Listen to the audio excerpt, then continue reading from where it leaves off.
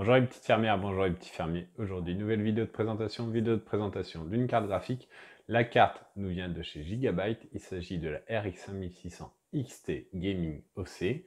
On va tout de suite découvrir la carte et son bundle. Voici donc la RX 5600 XT Gaming OC de Gigabyte. On découvre donc une carte graphique au design plutôt classique avec un refroidissement WindForce 3X qu'on connaît plutôt bien chez cette marque.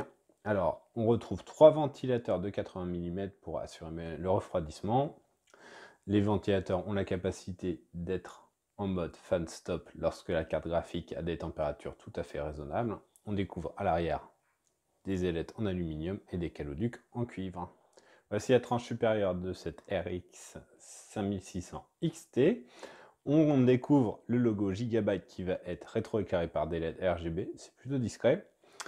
En termes de connecteur, on a le droit à un connecteur 8 pins pour faire fonctionner cette carte. Voici l'arrière de cette carte graphique. On découvre une backplate qui recouvre l'intégralité du PCB. C'est plutôt très sobre, plutôt joli, avec un petit Gigabyte au milieu. On redécouvre le connecteur 8 pins nécessaire au fonctionnement de cette carte graphique. Le PCB s'arrête bien avant le refroidissement. Là, on a encore plein d'ailettes. Là, la fin des caloducs en cuivre de cette carte graphique et le carénage va jusque là. En termes de sortie vidéo, cette carte graphique propose 3 sorties DisplayPort 1.4 et une sortie HDMI 2.0B.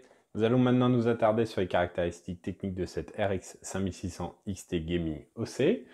Alors, on a le droit à un GPU Navy gravé en 7 nanomètres, accompagné de 2304 shaders. La carte dispose de 6 Go de GDDR6, interfacé en 192 bits. On retrouve donc un GPU qui fonctionne à 1560 MHz en game clock et qui peut monter à 1620 MHz en boost clock. La carte mesure pratiquement 28 cm de long, un peu plus de 11,4 cm de haut et à peu près 5 cm de large. On est sur une occupation effective de 3 slots. On dépasse un tout petit peu les 2 slots.